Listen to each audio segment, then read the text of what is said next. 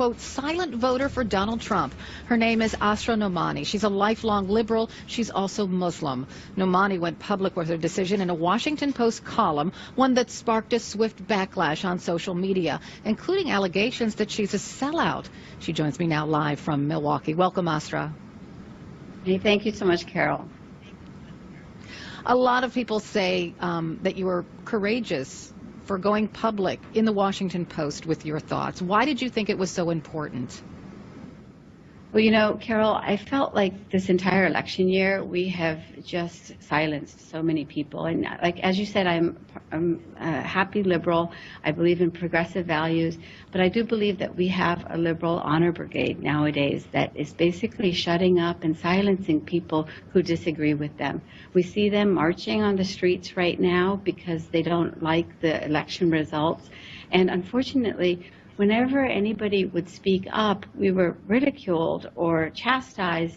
You know, even now, the idea of speaking out as somebody who's voted for Trump is earning me all sorts of lovely labels as like idiot and, you know, effer and all of these other ideas that I think violate liberal values of free speech and self-determination.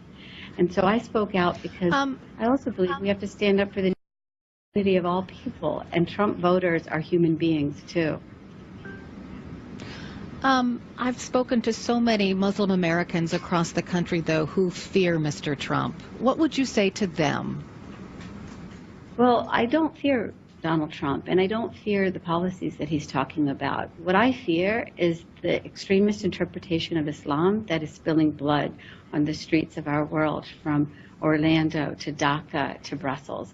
And what I appreciate about his policies is that he is confronting the issue of ideology. He is not choosing a path that we've had for the last 8 years of political correctness that won't talk about the Islam and Islamic State. And to me, that's the crisis of our generation right now, and we have to confront it with honesty and truth-telling.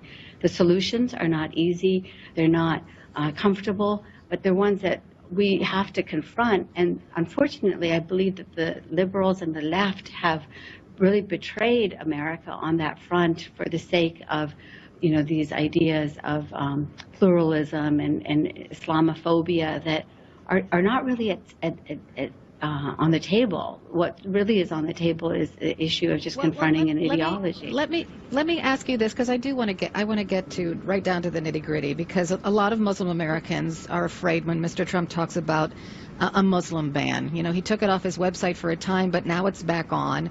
So they say that is extreme. That's singling a group of people out because of their religion and not allowing them in the United States because of that, and that's quintessentially un-American. What do you think about that? So what I know that we have today is a very real and serious threat by extremist Muslims, and this is a reality that we haven't confronted directly for the sake of political correctness. And if people would hear about the concerns and fears that others have about the issues of refugees and extremists, then I think we could find a path that's in the middle. But unfortunately, what happens is that this liberal honor brigade shuts down all conversation, calls you you know, bigot or racist or Islamophobe if you dare to speak your own concerns. And I know that the solution for our world is, in our country, is in the middle path. And I believe that the left must move to the middle, the right must move to the middle, and then we're going to come up with actually healthy solutions that protect national security as well as human rights. Mm-hmm. I think that one of the things that bothered many Muslim Americans was how Donald Trump reacted to Mr. Khan and his son, who died in the Iraq War, and what he said about Mr. Khan's wife. Can you put that into perspective? I mean, were you insulted by that, or did you think that was just political show? Well, Carol, I sure can, and thank you for asking this question, because I think on so many instances, you know, and I'm speaking to you as a journalist, as a media expert also, there was just this knee-jerk condemnation of Donald Trump and his views. He is not a man with foreplay. He is not a man with any kind of delicacy when it comes to his comments. Granted, he's indelicate. Okay, we got that.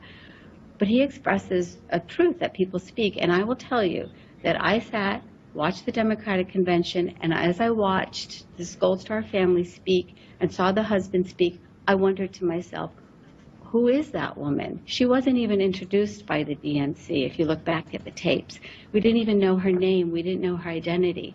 And so I'm a woman who fights for rights within our Muslim community, and I wondered the same thing. Why silent? But now, Mr. of course, Khan said she was silent because she would have been overcome by grief to talk about her dead son. Absolutely. Oh my gosh, I am so...